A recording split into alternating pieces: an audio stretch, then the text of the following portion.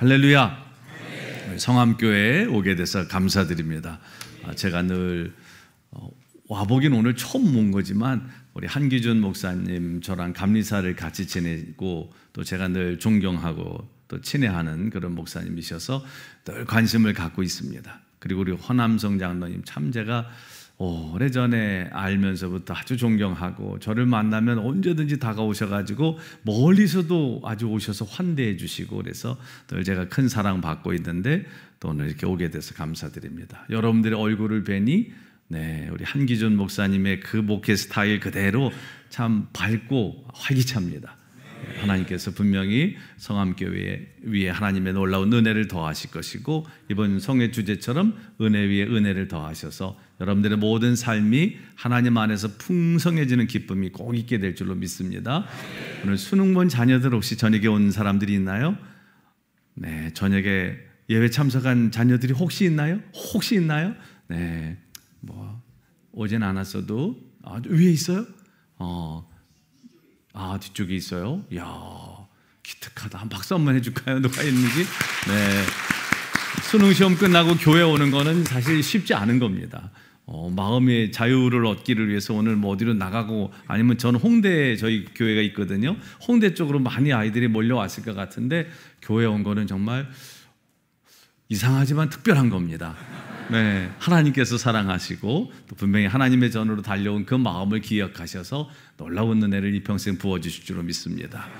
이제 추수감사절이 다가오는데 여러분 어떠십니까? 막 감사가 저절로 나오십니까? 막 감사가 샘솟습니까? 그런 분도 있겠지만 하나님 지난 1년의 삶은 제게 너무 힘들었습니다. 다른 어떤 해보다도 힘들었습니다. 왜 그렇게 일은 안 되는지 무슨 일만 하면 다 이게 어그러지고 실패를 하게 되고 지난 1년은 너무 힘들었습니다. 경제적으로도 힘들었습니다. 건강도 힘들었습니다. 또 자녀들 때문에 가정에도 여러 가지 어려움이 생겼습니다. 또 부부 간에도 갈등이 생겨서 그것 때문에 몹시 고단했습니다. 이런 분도 있으실 겁니다. 그냥 감사절이 돌아온다고 우리가 저절로 막 감사가 되면 얼마나 좋겠습니까? 그런데 우리의 삶은 그렇게 쉽지가 않습니다. 누구나 다 무거운 짐을 지고 있습니다. 내가 스스로 진 짐도 있고 다른 사람이 내게 지워준 짐도 있어요. 그러니까 우리는 다 짐을 지고 삶을 살아갑니다. 그러다 보니까 고단하고 또 힘겹습니다. 그렇기 때문에 하나님 앞에 내가 뭘 감사해야 되나 라고 생각될 수도 있습니다. 그래서 하나님 앞에 감사하려면 깊이 생각을 하셔야 됩니다. 생각을 하지 않으면 하나님 앞에 감사거리들이 떠오르지 않아요. 그래서 감사를 하기에 앞서서 가장 먼저는 하나님 앞에 깊이 생각하셔야 돼요. 하나님 앞에 앉아가지고 하나님 지난 1년의 삶 쭉 여러분들이 돌아보시면서 힘들고 불행하고 어려운 것만 있었던 것은 분명히 아니기 때문에 그 속에서 여전히 나와 함께 하신 하나님의 은혜 이런 것들이 기억나게 될 것이고 또 그것을 기억하면서 드리는 그런 감사절 그 감사절이 그 어떤 해보다도 특별할 것이고 정말 하나님 앞에 눈물로 드리는 그런 감사절기가 분명히 될 줄로 믿습니다.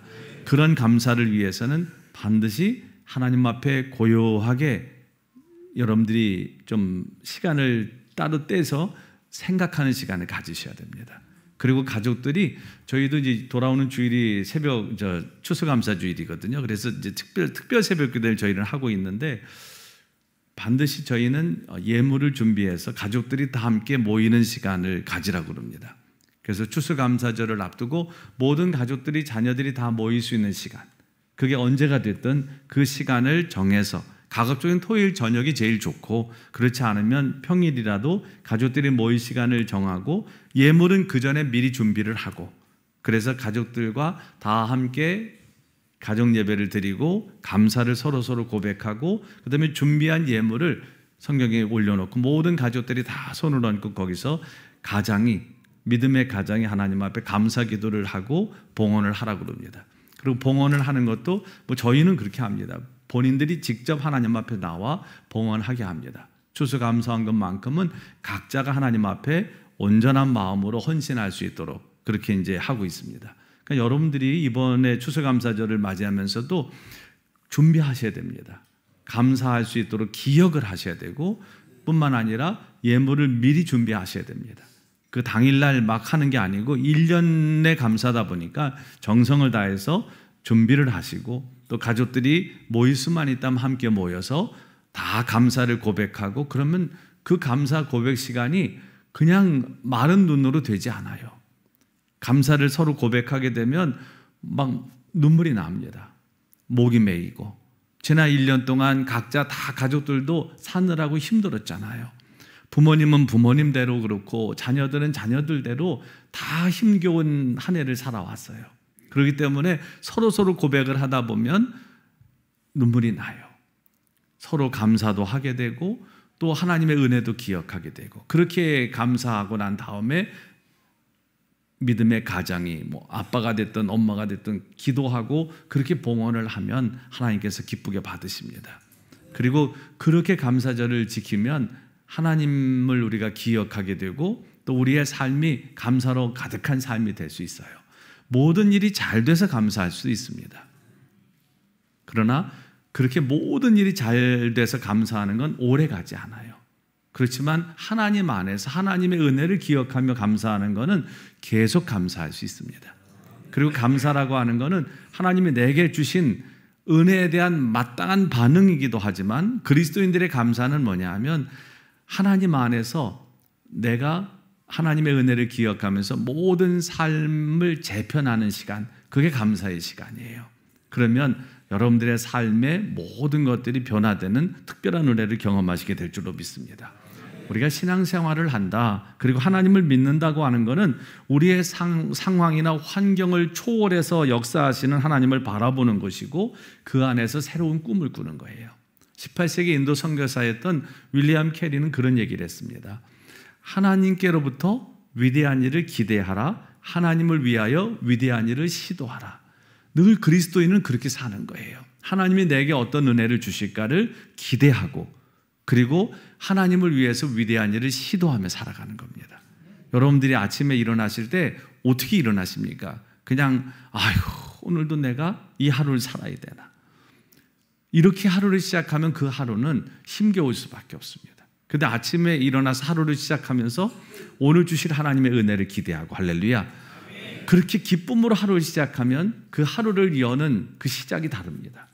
그리고 하루 종일 하루 종일 살아가는 그런 시간 속에서 하나님이 하실 일들을 기대하게 되면 마음에 이 설레임이 가득 차게 되고 소망이 차게 되고 그리고 또 하나님을 위해서 위대한 일을 계속 시도하다 보면 기쁨이 충만한 삶이 되고 많은 열매가 풍성한 삶이 가능해집니다. 아프리카의 한 부족은 아침에 일어나서 가장 그들이 먼저 하는 일이 노래하는 일이라고 합니다. 노래를 하고 그 다음에 그 노래에 맞춰서 춤을 춘다고 합니다. 만약에 어떤 사람이 병이 들었거나 우울증으로 시달리는 사람이 있으면 부족의 치료사가 그를 찾아가서 질문을 한다고 합니다. 근데 그 질문은 뭐냐면 4가지 질문을 하는데 하나는 마지막으로 노래한 것이 언제인가? 2번째 질문은 마지막으로 춤을 춘 것은 언제인가? 3번째 질문은 마지막으로 자기 이야기를 한 적은 언제인가? 그리고 4번째로 묻는 질문은 마지막으로 고요히 앉아 있었던 것은 언제인가? 이게 4가지 질문을 한다는 거예요. 만약에 이것이 너무 까마득하게 오래전의 일이라면 그 사람은 마음이나 몸이 병들 수밖에 없다는 거죠. 그래서 치료법도 다른 게 아닙니다. 아침에 일어나자마자 노래를 부르며 하루를 시작하고 노래에 맞춰서 춤을 추면서 시작하라는 거고 너의 이야기를 다른 사람들에게 마음을 드러내고 하라는 거고 고요히 앉아서 묵상하는 시간을 가지라는 거죠. 그 부족의 이야기를 우리 신앙에 적용해도 마찬가지입니다. 아침에 하루를 시작하면서 하나님이 하실 일을 기대하면서 찬양으로 하루를 시작하고 찬양에 맞춰 춤도 추고 그리고 또 여러분 자신의 마음을 하나님 앞에 온전히 드러나고 또 여러분들이 아무한테나 여러분 속 얘기를 다 할 수는 없지만 그래도 여러분들이 신뢰할 만한 사람들 그런 사람들이 많지는 않지만 여러분들이 이야기를 할 수 있어야 되고 그리고 하나님 앞에 고요한 시간 하나님 앞에 여러분 자신을 비춰보는 그런 시간들을 정기적으로 자주 가져야지만 병들지 않고 우울증에 걸리지 않습니다. 그리고 날마다 하나님께서 하실 일을 기대하며 사는 삶이 가능해집니다. 모든 상황과 환경을 초월해서 하나님을 바라보는 것 그것이 오늘 그리스도인들의 삶입니다. 고린도서 4장 8절에서 9절에 보면 바울이 고백한 것처럼 우리가 사방으로 우겨쌈을 당하여도 쌓이지 아니하며 답답한 일을 당하여도 낙심하지 아니하며 박해를 받아도 버림받 되지 아니하며 거꾸로 디름을 당해도 망하지 않는 분명한 이유는 하나님께서 우리와 함께 하시기 때문입니다. 그러므로 아무리 힘들고 어려운 상황 속에 처해 있다 할지라도 하나님을 바라보시고 하나님 안에서 소망을 가지시기를 바랍니다. 살다 보면 문제를 경험하지 않는 것은 없어요. 누구나 다 문제 앞에 직면하게 됩니다. 문제를 직면하게 되고 어려운 상황을 만나게 되고 내가 전혀 원치 않았던 그런 환경 속에 거하게 될 때가 있어요. 갑자기 질병이 찾아옵니다. 질병에 걸리는 거죠. 어느 날 질병에 걸리게 되면 그 질병이 내 삶을 완전히 사로잡습니다. 지금 우리 교우들 중에도 질병으로 인해서 어려움 당하는 교우들이 있어요. 암 투병하는 교우들이 있습니다. 여기 오는 중간에도 제가 차 안에서 너무 고통스러우니까 고통이 계속 찾아오니까 제가 수시로 기도를 해줄 수밖에 없어요. 계속 마음에 걸리니까 그냥 이동 중에도 전화하게 되고 하여튼 생각만 나면 바로 전화를 합니다. 지금은 좀 어떠냐? 고통이 좀 괜찮냐? 젊은 친구입니다. 아직 40살도 되지 않았어요. 근데 너무 아파요 지금. 그러다 보니까 의지할 수 있는 게 없습니다. 진통제를 먹어도 이게 해결이 되질 않아요. 1시간을 못 간다는 거예요. 이 진통 효과가 1시간을 못 가니 이거 뭐로 해결할 수 있겠습니까? 그래서 계속 기도하고 하나님을 바라보는 방법밖에 없어요. 그래도 기도해주면 또 평안이 좀 오고 또 잠깐은 잘 수가 있고 뭐 이런 상황들이 반복되고 있어요. 사실 그 성도의 삶에 내가 질병으로 인해서 이렇게 고통스러운 인생을 살 거라고는 생각지도 못했을 겁니다. 누구나 다 질병에 걸릴 수 있지만 이게 내 이야기가 될 거라고는 생각하지 않았어요. 그러나 어느 날 그 질병에 걸리게 되고 결국 그것으로 인해서 지금 이런 고통 속에 있는 거죠. 뜻하지 않은 삶의 상황들, 전혀 환영할 수 없는 그런 사건들이 우리 삶에 일어납니다. 그런데 그때 중요한 게 있어요. 그때 그리스도인들은 뻔한 반응을 하는 사람들이 아니고 다른 반응을 하는 사람들이에요. 너무 뻔한 반응이 있잖아요. 아, 이런 상황이면 나는 이제 끝났구나.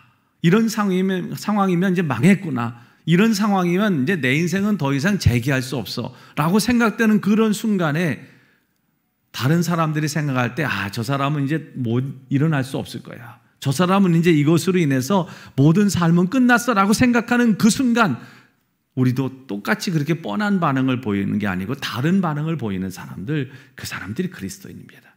그 다른 반응을 통해서 우리는 하나님의 은혜 안에 거할 수 있고 그 하나님의 놀라운 은총을 누릴 수 있어요. 제가 예전에 목회하던 이천에 그 후안교회라고 하는 곳에 제가 목회하던 이제 서울로 22년 전에 왔어요. 근데 그 교회 갔을 때 우리 그때는 권사님이셨는데 지금 장로님이셨어요. 근데 그때 그 권사님이 남선교회 이제 뭐 이렇게 수련회를 가가지고 잠깐 좀 이렇게 얘기할 기회가 있었어요. 근데 이제 저하고 얘기를 하려고 우리 권사님이 제 옆에 오셔서 저녁 식사라고 났는데 차 한잔 마시는데 본인 얘기를 하시더라고요. 또 어떤 얘기를 하시냐 하면 그때 이제 이분이 건축업을 하실 때였는데 예전에 자신의 삶에 일어났었던 엄청난 사건을 이야기하셨어요. 그게 뭐냐 하면 아주 오래전인데 그 앞에 이제 그 큰 강은 아니지만 그래도 한 중간 정도 되는 그런 큰 시내가 흘러갑니다. 그냥 아주 엄청나게 넓은 강은 아니지만 그런 작은 강이 있고 그리고 이제 그 권사님, 그 장로님의 집은 마을하고 그 내가 그 강고 중간 정도의 집이 있었다는 거죠. 근데 그때는 뭘 하셨냐면 이 자전거를 수리하고 오토바이를 수리하는 일을 하셨대요. 근데 어느 날 그것도 꼭 어떤 일이 닥치려면 그 전에 뭔가를 잔뜩 사게 돼요. 부속품을 조금 저렴하게 주겠다고 그래서 빚을 져가면서 어차피 오랫동안 쓸 거니까 부속들을 이제 사놓은 겁니다. 그런데 비가 어마어마한 비가 내리게 되고 그리고 그 이제 강이 범람을 한 거예요. 그래서 뚝이 터져가지고 그 물이 이 마을로 이제 휩쓸려 오는데 이 장로님네 집이 그 마을하고 그 중간에 있다 보니까 가장 먼저 이제 피해를 입고 그 물이 교회 마당까지 들어왔다 그래요. 근데 밤에 이제 그런 일이 자다가 일어난 겁니다. 근데 워낙 비가 많이 오니까 좀 이제 걱정을 하고 대비를 하고 있었는데 그게 터지니까 뭐 물이 순식간에 막 집안에 닥치니까 그 어린 아이들을 막 안고 아무것도 건질 그런 겨를도 없고 뭐 들고 나올 것도 없이 그냥 그러고 나왔다는 거죠. 그래서 뭐 가족들이 간신히 몸은 피해 있어요. 그런데 너무 막막한 겁니다. 집은 완전히 물에 잠겼고 물이 빠진 다음에 며칠 만에 가보니까 쓸 수 있는 게 아무것도 없었대요. 모든 뭐 집안에 이런 도구들은 전부 막 흙탕물에 젖어가지고 뭐 이불이고 뭐 옷이고 하나도 쓸모가 없었고 또 그리고 그렇게 막 빚져서 싸게 준다 그래서 사놨던 그런 그 오토바이 부속들 자전거 부속 이런 것들은 전부 이제 막 물에 잠겨가지고 물 빠진 다음에 보니까 이제 벌써 녹이 나기 시작해서 이게 쓸모가 없어지고 그래서 이제 정말 망했다라고 하는 생각이 들을 만큼 처참했대요. 그런데 그러고 나서 주일을 맡게 되는데 그 주일날 교회 와서 하나님 앞에 예배를 드리러 가는데 정말 처음에는 이런 상황에서 내가 교회 가서 무슨 예배를 어떻게 드릴 수 있을까? 이런 생각이 문득 들었답니다. 그러다가 하나님 앞에 기도하는 중에 정말 하나님이 주시는 그런 마음이 있었어요. 하나님 앞에 가족들을 이 생명을 건져주신 것에 대한 감사. 정말 감사할 거리가 전혀 없는 상황이었는데 그 상황 속에서 하나님 앞에 기도하다 보니까 하나님이 건져주신 것이 감사하고 또 이렇게 하나님 앞에 살아서 예배할 수 있는 것이 감사하고 그래서 하나님 앞에 나가면서 그런 감사 제목들을 써서 그 와중에 감사 예물을 드렸대요. 그리고 난 다음에 교인들이 이렇게 주는 옷 같은 것들을 입고 그러면서 이제 뭔가 이게 복구를 하는데 뭐 아무것도 쓸모가 없어가지고 웬만한 건 다 이제 버렸답니다. 그리고 난 다음에 생각해 보니까 다시는 그 일을 하고 싶지가 않더래요. 다시는 이거를 다시 시작하고 싶은 용기도 없고 하고 싶지도 않더랍니다. 오랫동안 그 일을 했는데. 그래서 뭘 할까 이제 고민을 하다가 그때 그 이제 판넬, 인슈 판넬로 해가지고 집을 막 짓는 이제 그런 것들이 막 시작될 때였고 그리고 이제 이분이 좀 손재주가 있으셔가지고 그 우사 짓고 뭐 돈사 같은 거 짓는 이런 일을 이제 시작을 하시게 됐답니다. 그런데 이분이 워낙 꼼꼼하고 그다음에 이 손 재능이 있으신 재주가 있으신 분이에요. 그러다 보니까 공사를 아주 탄탄하게 하니까 입소문이 나는 거예요. 막 여러 사람들이 집을 져달라고 그러고 우사와 돈사를 져달라고 하니까 그때부터 사업이 막 잘 되기 시작한 거예요. 그 당시에 이분이 정말 하나님 앞에 헌신도 많이 하시는 분이셨어요. 저는 원래부터 이렇게 잘 사는 분인 줄 알았어요. 그런데 그 얘기를 듣고 나니까 이분에게도 이런 엄청난 시련이 있었구나. 근데 그때 그 장로님의 고백이 그거였어요. 만약에 그때 그 홍수가 없었다면 저는 지금도 뭐 그게 뭐 나쁘다는 게 아니지만 지금도 저는 자전거 고치고 그냥 오토바이 수리센터 하면서 살고 있었을 겁니다. 그런데 그때 하나님께서 제 인생을 완전히 이렇게 실패하게 하신 것처럼 보였지만 이제 모든 제 삶이 더 이상 그 일을 하고 싶지 않게 만드시고 새로운 일을 시작하게 하셔서 사실 수입으로 따지면 10년 동안 그때 제가 벌었던 돈보다 지금 2, 3년에 번 돈이 훨씬 많았습니다. 이 고백을 하더라고요. 이게 돈을 많이 벌고 적게 벌고의 문제가 아닙니다. 그때는 그게 완전히 망한 일이었고 정말 누가 봐도 객관적으로 봐도 이분은 이제 더 이상 재기할 수 없겠다라고 하는 일이었는데 오히려 그 일이 자기에게는 전화위복이 됐다는 거죠.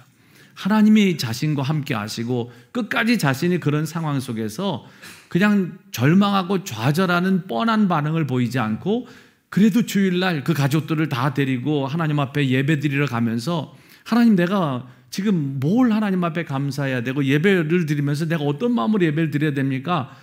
그렇게 하나님 앞에 질문하고 기도했을 때 하나님께서 그에게 주신 마음을 따라서 감사하고 또 다른 반응, 뻔한 반응이 아닌 다른 반응을 보였더니 하나님께 자신을 인도하셨다는 거예요. 여러분 우리의 삶에는요 정말 예상할 수 없는 일들이 있습니다. 여러분들은 지금 여러분들의 사는 삶을 원래 꿈꾸셨습니까? 내 인생이 이렇게 될 거라고 생각하셨습니까? 아마 어떤 분들은 나는 이런 인생은 꿈도 못 꿨는데 지금 너무나 대단한 인생을 살고 있습니다 라고 생각하는 분도 있을 테고 나는 하나님 제 인생이 이렇게 초라할 줄 몰랐습니다. 저는 꿈도 많았고 하고 싶은 일도 많았는데 내가 이렇게 내 인생이 이렇게 정말 힘겨운 인생이 될 거라고 하는 이런 꿈은 꾸지도 않았습니다. 근데 저는 지금 그렇게 살고 있습니다 라고 하는 분도 있을지 모릅니다. 그러나 여러분, 지금 우리가 어떤 상황, 어떤 환경 속에 있다 할지라도 중요한 게 있습니다. 그거는 하나님께서 여러분과 함께 하신다는 거예요. 하나님이 나의 하나님이 되셔서 지금도 나를 지키신다는 겁니다. 그러니까 우리가 입술에 고백만 그렇게 하는 게 아니고 실제로 우리의 삶에 그 하나님을 인정하고 그 하나님 앞에 삶을 맡기면 하나님께서 일하시고 여러분 삶에 놀라운 일들을 이루어 가실 줄로 믿습니다. 우리가 감사절을 지키는 것은 그냥 단순히 1년에 한 번 이렇게 예물 드리고 잠깐 하나님을 기억하는 이 정도가 아닙니다. 이 감사절을 지키면서 우리가 해야 될 중요한 일은 우리의 모든 삶의 초점을 다시 하나님께 맞추는 이런 일들을 하는 겁니다. 사실 기독교 신앙이라고 하는 건 그런 겁니다. 모든 삶의 원리가 바뀌는 거예요. 기독교 신앙을 갖는다고 하는 건, 내가 하나님을 믿는다고 하는 거는 내 모든 삶의 원리가 바뀌고 삶의 가치가 바뀌고 세계관이 바뀌는 거예요. 이게 바뀌게 되면 그때부터 진짜 인생의 변화가 찾아옵니다. 이 가치 체계가 바뀌고 삶의 원리가 바뀌고 세계관이 바뀌면 벌써 여러분들이 보는 관점이 바뀌어요. 그래서 신앙생활하면서 가장 중요한 거는 여러분이 눈을 뜨는 거예요. 그냥 세상만 바라보고 살고 그냥 여러분들의 삶에 여러분들이 지금까지 살아왔던 경험이나 여러분들이 쌓은 지식이나 또 여러분들이 가지고 있는 어떤 물질이나 이것만 가지고 살던 그냥 그런 삶에서 눈을 떠서 하나님이 역사하시는 삶, 하나님이 함께 하시는 삶, 그 세상 이런 눈에 보이는 이런 가치가 아니고 더 중요한 가치에 눈을 뜨고 하나님 나라를 바라보고 그 영광에 사는 삶, 그게 바로 그리스도인들의 삶입니다. 그렇게 되면 그때부터 우리의 삶은 완전히 달라지기 시작합니다. 사람이 얼마나 행복하게 사는가라고 하는 것은 다른 거 있지 않습니다. 내가 얼만큼 하나님 앞에 전심으로 감사하는가, 감사의 깊이에 달려 있습니다. 내 삶이 천국이 되는가 지옥이 되는가라고 하는 것도 역시 감사 여부에 달려 있습니다. 큰 일뿐만 아니라 작은 일에도 감사하게 되면 그때부터 우리의 삶에는 엄청난 변화가 일어나요. 감사할 수 있다는 건 뭐냐? 내가 누구인지를 정확히 안다는 겁니다. 그리고 감사할 줄 안다는 것은 내 삶의 주인이 누구인지를 아는 거예요. 여러분의 삶의 주인은 누굽니까? 하나님이십니까? 진짜 하나님이시라면 그 하나님께 여러분들의 모든 것을 맡기십시오. 그러면 하나님께서 여러분들을 주관하십니다. 하나님이 내 삶을 주관하신다고 하는 건 뭐냐 하면 내 모든 삶을 통치하신다고 하는 것은 내 지금 상황들을 하나님께서 통제하실 수 있다는 거예요. 내 질병을 하나님께 통제하실 수 있다는 겁니다. 지금 내 삶의 가난하고 이 경제적인 어려움들을 하나님이 통제하실 수 있다는 거예요. 그리고 여러분들은 하나님의 계획 안에 있다는 겁니다. 이게 하나님이 내 삶의 주인 되심에 대한 분명한 이유, 주인 되셨을 때 우리의 삶에 일어나는 놀라운 일들입니다. 하나님이 통치하신다면 여러분의 삶 그 어떤 것도 하나님의 관심 밖에 있는 것이 없고 또 하나님의 통치 밖에 있는 것이 없어요. 모든 것이 다 하나님 안에 있습니다. 그러면 지금 여러분들이 잘 된 일도 잘 안 된 일도, 그리고 지금 여러분들이 뭔가 실패한 것처럼 보이는 일도 그게 실패가 아니고 오히려 그 일을 통해서 하나님의 놀라운 역사들을 분명히 여러분들은 누리시게 될 줄로 믿습니다. 오늘 본문 말씀에 보면 이렇게 하나님의 통치하심에 대한 선포로 시작이 돼요. 1절 말씀을 보시면 여호와께서 다스리시나니 땅은 즐거워하며 허다한 섬은 기뻐할지어다, 이렇게 말씀합니다.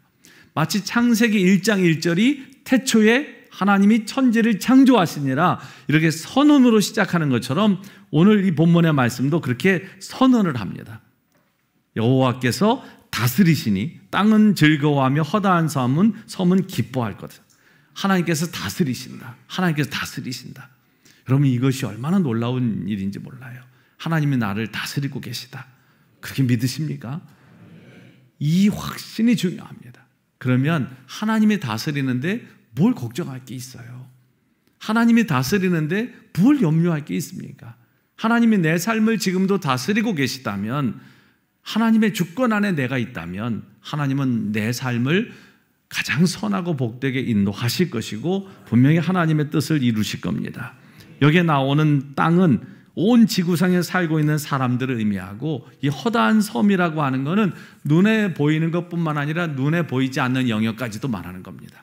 그 모든 것들이 다 하나님께 영광을 돌려야 되고 기뻐해야 된다는 거예요.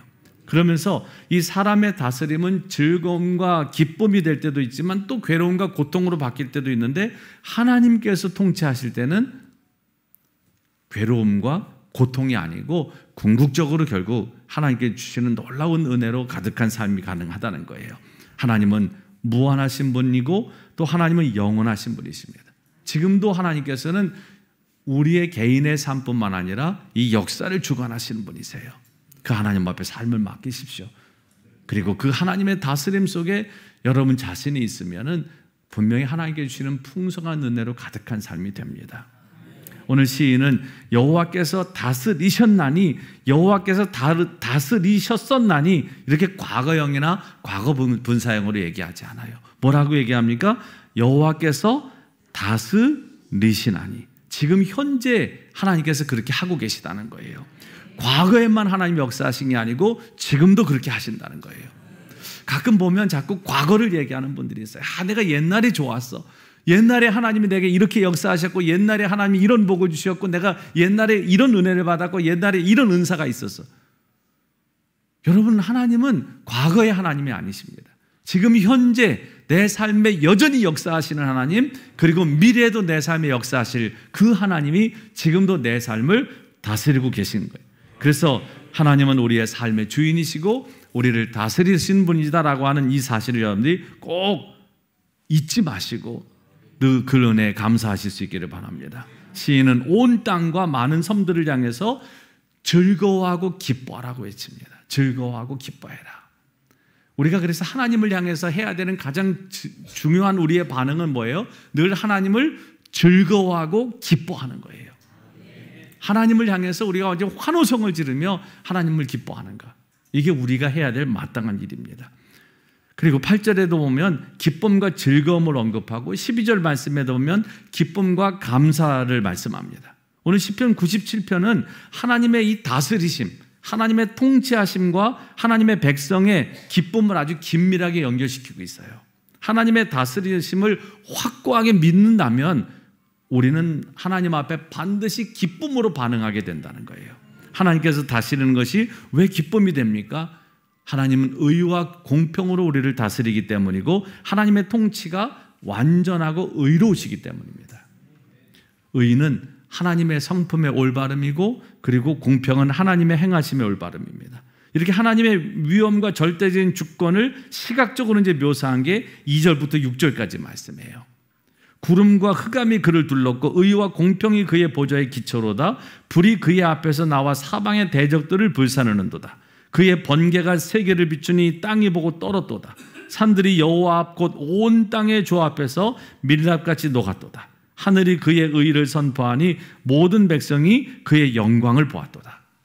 하나님의 위엄과 절대적인 주권 안에서 일어나는 일들에 대해서 이렇게 시각적으로 묘사하고 있습니다. 하나님이 다스린다고 하는 것은 추상적인 개념이 아니라는 거예요. 아주 구체적인 겁니다. 내 삶의 아주 작은 부분까지도 하나님께서 세세하게 우리를 섭리하시고 우리를 이끌어 가신다는 거예요. 그 하나님 앞에 맡기면 여러분들이 지금 염려하는 거, 여러분들이 걱정하는 거, 여러분들의 삶에 정말 심각한 이런 여러 가지 어려운 삶의 문제들, 이거 아무것도 아닌 것처럼, 하나님 안에서 이거는 정말 아무것도 아닌 것처럼 다 녹아지고 없어지고 해결된다고 하는 거예요. 그렇기 때문에 우리가 그 하나님의 절대적인 주권 앞에 엎드릴 수밖에 없는 거죠.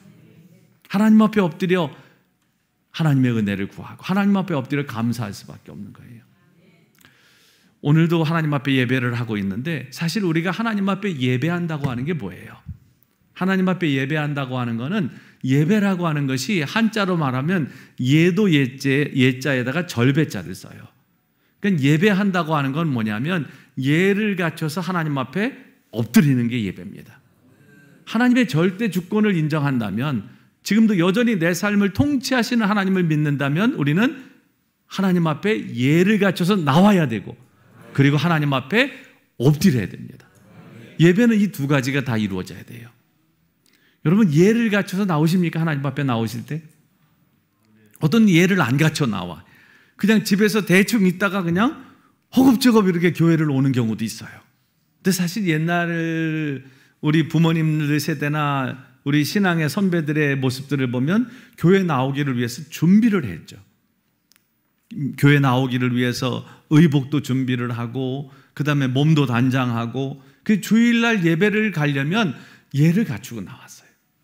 그리고 예물을 준비할 때도 요즘에야 뭐 신권 같은 거 쉽게 바꿀 수 있지만 예전에는 그렇게 되지 못하니까 이걸 다려서 이제 돈을 다려서 준비를 해가지고, 그리고 하나님 앞에 나와서 예배를 드렸어요. 저희 부모님도 원로 장로님이신데 저도 어렸을 때 기억이 생생합니다. 교회 가는 주일날 아침이 되면 굉장히 분주했어요. 저희 어머니가 뭐 안내위원이나 헌금위원이면 항상 그때는 뭘 입으셨어요? 한복을 입으셨어요. 아주 한복을 아침부터 그냥 곱게 입으시고 분단장을 하시고 머리를 만지시고, 또 저희 아버지는 이제 교회 갈 때는 항상 정장을 하고 이제 가셨어요. 그 당시에도, 제가 어렸을 때도. 그러니까 아버지도 또 준비하는, 그러니까 어렸을 때 그걸 보는 그게 얼마나 큰 즐거움이었는지 몰라요. 야, 교회는 이렇게 가는 거구나. 교회는 이렇게 예를 갖춰서 교회 가기 전부터 준비된 마음으로 가는 거구나.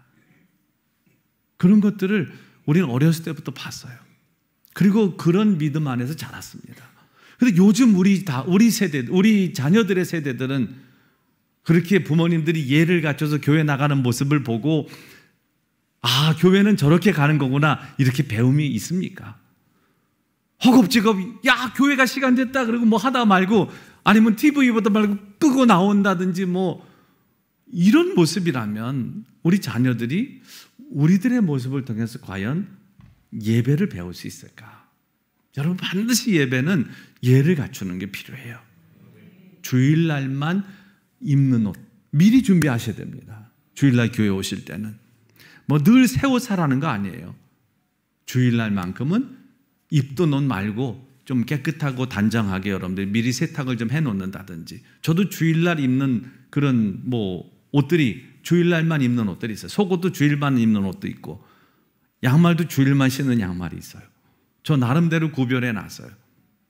그리고 뭐든지 새 거가 생기면 주일날이 계시일입니다. 주일날 먼저 계시해요. 그리고 이제 그거를 신든지 입든지 그럽니다. 그러니까 주일만큼은 하나님 앞에 예를 갖추는 거예요. 그리고 예만 갖추면 안 됩니다. 예를 갖추고 나와서는 뭘 해야 돼요? 엎드리셔야 됩니다. 엎드리셔야 됩니다. 하나님 앞에 완전히 엎드려 하나님 앞에 굴복하셔야 돼요. 어떤 분들은 예를 갖춰서 나왔는데 엎드리진 않으셔요. 엎드린다는 게 뭐예요? 인간의 머리는 가장 위에 있습니다. 근데 가장 위에 있는 머리가 엎드리면 어떻게 돼요? 가장 밑으로 내려갑니다. 이게 하나님 앞에, 이 모든 우리의 삶을 통치하시는 하나님 앞에, 우리를 다스리는 하나님 앞에 우리가 취할 수 있는 최상의 경배의 모습이에요. 내 가장 위에 있는 머리가 가장 밑바닥으로 내려가는 겁니다. 그게 예배예요. 그래서 예배 시간에는 늘 그렇게 하나님 앞에 예를 갖춰 나와서 엎드리셔야 돼요.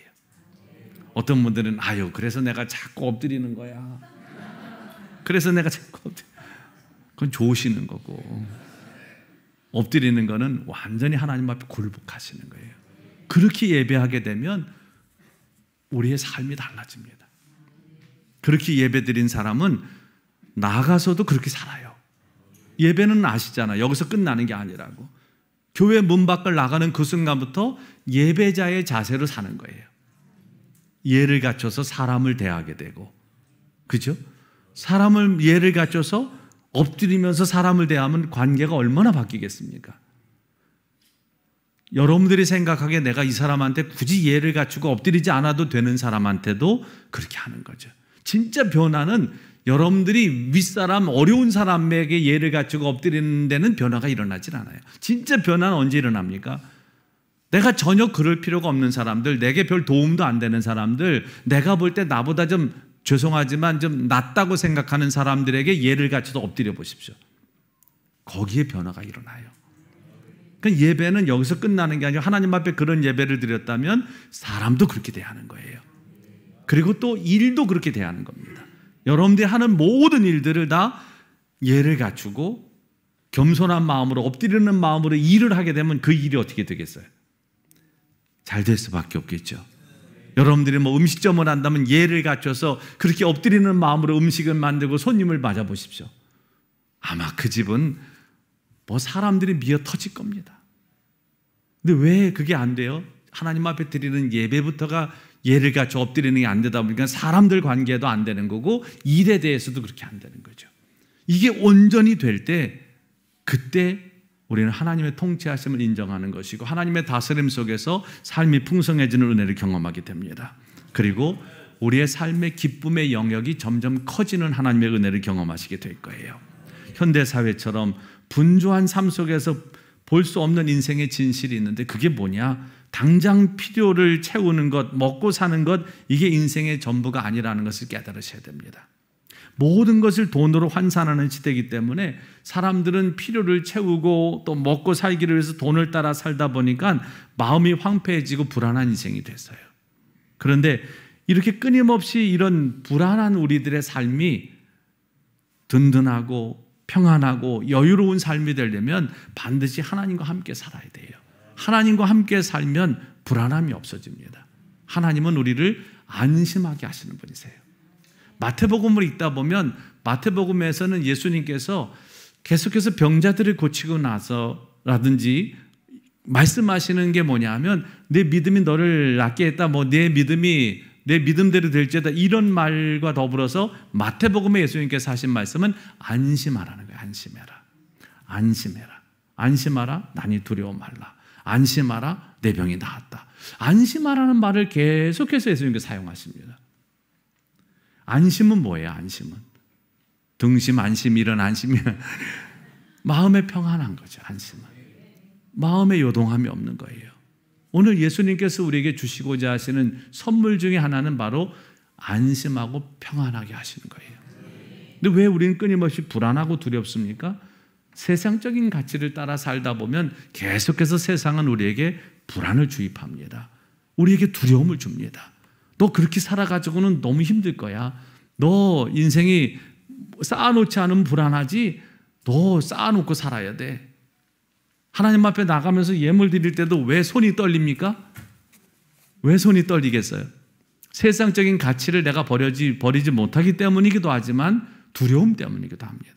와, 내가 하나님 앞에 예물을 드리고 나면 손실이 생기는데 이 손실을 이거 어떡하지?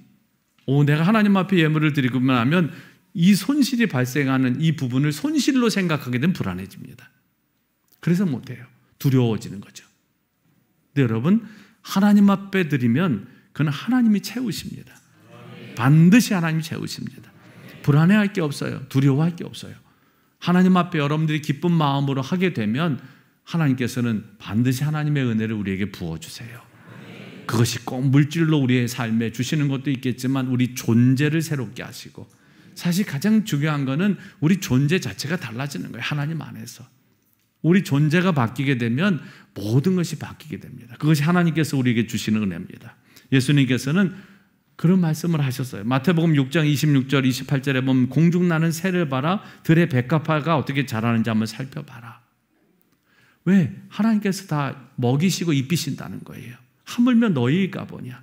너희가 뭘 먹을지, 뭘 마실지, 뭘 입을지 매일 이것만 염려하며 사냐?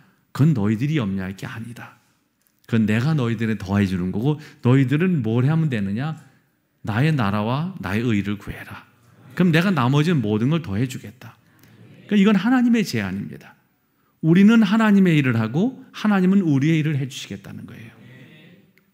여러분, 이것처럼 수지 맞는 일이 어디 있습니까, 여러분? 여러분의 일은 하나님이 해 주시겠대요. 그 일이 뭐예요?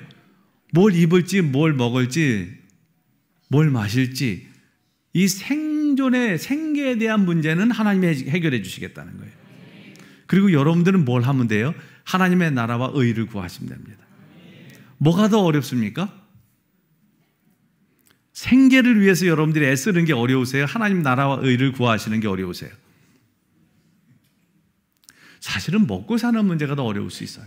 물론 교회 일도 어렵지만, 그런데 하나님의 일은요, 또 하나님께서 그 일을 할 수 있도록 힘을 주세요. 그러니까 하나님의 일은 결국은 하나님이 친히 하십니다. 다만 우리를 그 일에 동참시켜 주시는 거예요. 여러분들의 안에도 하나님은 하나님의 일을 얼마든지 하나님 스스로 하실 수 있어요. 근데 왜 굳이 우리에게 그 일을 맡기십니까? 잘하지도 않는 우리들, 뺀질거리는 우리들에게 그 일에 참여시켜 주시기를 위해서 하는 거예요. 그 영광에 참여시켜 주기를 위해서. 그러니까 여러분 하나님의 일을 하면서 너무 폼 잡으실 필요 없어요. 야, 내가 이런 일을 했어. 나 대단. 아닙니다. 하나님이 여러분들을 하나님의 일에 참여시켜 주신 것에 대해서 감사하면서 정말 하나님 과분합니다. 이 일을 제게 맡겨주시다니요. 기쁨으로 감사함으로 하시는 거예요. 힘도 주십니다. 물질도 주십니다. 감당할 수 있는 능력도 주세요. 그리고 하나님은 우리 일을 해주시겠다는 겁니다. 하나님의 일을 여러분들이 하시면 하나님은 여러분의 생계를 책임져 주세요. 하나님은 여러분들의 생계에 무관심한 분이 아니십니다. 뭘 먹을지, 뭘 입을지, 뭘 마실지를 하나님도 우리에게 그게 필요한 걸 아세요. 그러니까 그거 말씀하시는 거예요. 내가 너희들에게 그걸 줄 테니까 너희들은 내일 해. 근데 우리를 거꾸로 합니다. 뭘 먹을지, 뭘 마실지, 뭘 입을지에만 관심이 많고 하나님의 일은 뒷전에 있어요. 그러니까 인생이 고달프고 어려운 겁니다. 그러니까 매일 먹고 사는 이 생존의 문제에 내가 매여 사는 거예요. 여러분, 이렇게 만약에 인생을 살다가 인생이 끝난다고 생각해 보세요. 성함교회도 장례가 났나 본데, 우리도 어제 이제 우리 권사님 그 발인을 해서 어제 장례가 끝났어요. 뜻하지 않은 그런 장례들이 있어요, 어떤 때는. 그리고 어떤 때는 또 어느 정도 좀 수명을 사시다가 하나님 나라 부름을 받는 경우도 있어요. 그렇지만 다 똑같은 건 뭐냐 하면 그날은 누구에게나 다 온다는 겁니다.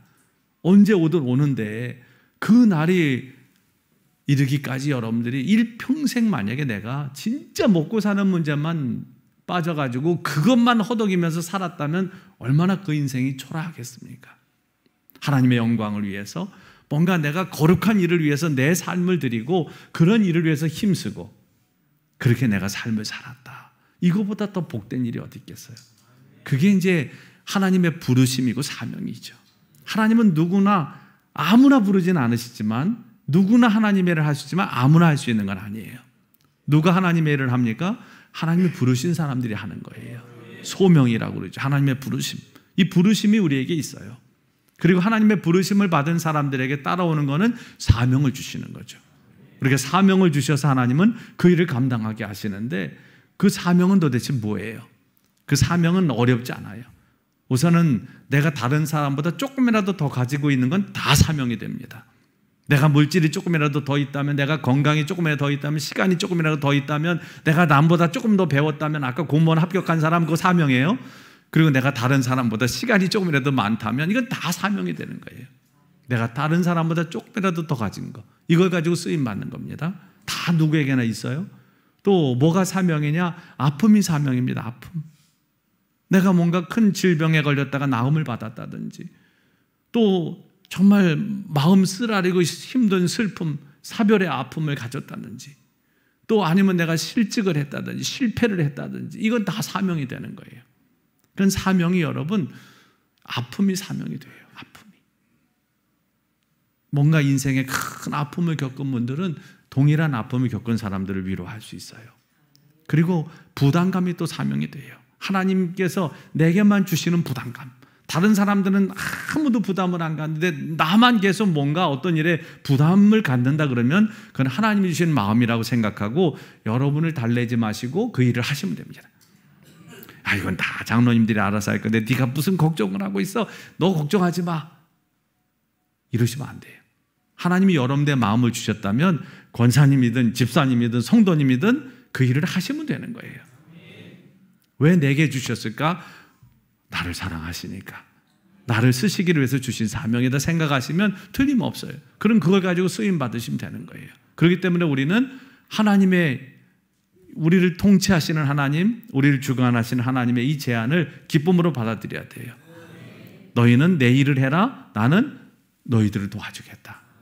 그러면 여러분들의 사는 삶이 날마다 하나님 안에서 사는 복된 삶, 풍성한 삶이 분명히 될 줄로 믿습니다. 오늘 말씀에 보면 아까 목사님이 뒷부분은 안 읽으셨는데 뒷부분 참 중요한 말씀이 있어요. 그건 뭐냐 하면 11절 12절에 보면 하나님께서 이런 말씀 한번 같이 읽어보겠습니다. 시작. 의인을 위하여 빛을 뿌리고 마음이 정직한 자를 위하여 기쁨을 뿌리시는도다. 의인이여 너희는 여호와로 말미암아 기뻐하며 그의 거룩한 이름에 감사할지어다. 아멘. 하나님께서 정말 온 마음을 다해서 하나님을 사랑하는 하나님의 사람들, 의인은 그런 사람들인 거죠. 하나님의 뜻대로 살려고 하는 사람들, 하나님의 통치를 인정하며 사는 사람들, 또 하나님의 나라와 의를 구하는 사람들, 그런 사람들에게 뭘 하신다고요? 빛을 뿌리신다는 거예요. 그리고 기쁨을 뿌리신다는 거예요. 마음이 정직한 자를 위해서. 여러분, 이 말씀 읽으면 막 가슴이 뛰지 않습니까? 야, 하나님께서 정말 하나님의 영광에 살고자 하는 사람들에게 빛을 뿌리시고 정직한 자에게 기쁨을 뿌리신다. 저는 여러분들에게 이 시간 하나님께서 이렇게 빛을 뿌리시고 기쁨을 뿌려주시기를 바랍니다. 그러면 여러분들의 모든 삶의 전 영역이 달라져요. 하나님의 영광으로 가득한 삶이 됩니다. 여러분, 먼지도 햇볕을 받으면 빛이 나는 거 아십니까? 그러니까 아무것도 아닌 먼지도요, 햇볕이 비춰보십시오. 햇살이 막 쫙 비추면 그 먼지들도 빛이 나요. 하물며 하나님께서 여러분들에게 빛을 뿌려주시고 기쁨을 뿌려주시면 뭐 이 인생은 더 말할 필요 없어요. 하나님의 영광으로 가득한 삶이 되는 거죠. 그리고 의인이여 너희는 여호와로 말미암아 기뻐하고 그의 거룩한 이름에 감사할지어다. 그렇게 하나님께서 우리에게 빛을 뿌리시고 기쁨을 뿌려주시면 우리가 할 일은 뭐예요? 하나님 앞에 감사하며 찬양하며 사는 거예요. 사랑하는 여러분, 추수감사주일을 맞이하면서 저는 여러분들에게 기쁨을 뿌려주시고 빛을 뿌려주시는 이 하나님의 은혜를 꼭 경험하시게 되기를 바랍니다. 그리고 하나님 앞에 정말 전심으로 감사하고 하나님 앞에 찬양하는 여러분들이 되시기를 바랍니다. 그래서 이번 주일에 추수감사절에 하나님 앞에 나올 때는 기쁜 마음으로, 아주 감사한 마음으로, 아주 환호성을 지르면서 하나님 전에 들어오시고 또 기쁨으로 하나님 앞에 예배하심으로 성함께 추수감사절이 정말 하나님께서 아주 기뻐하시는 특별한 축제, 그리고 여러분들의 삶이 새로워지는 특별한 그런 시간들이 꼭 되시기를 바라고 일평생 그 하나님의 은혜를 누리며 살아가는 복된 여러분들이 꼭 되시기를 주님의 이름으로 간절히 축원합니다.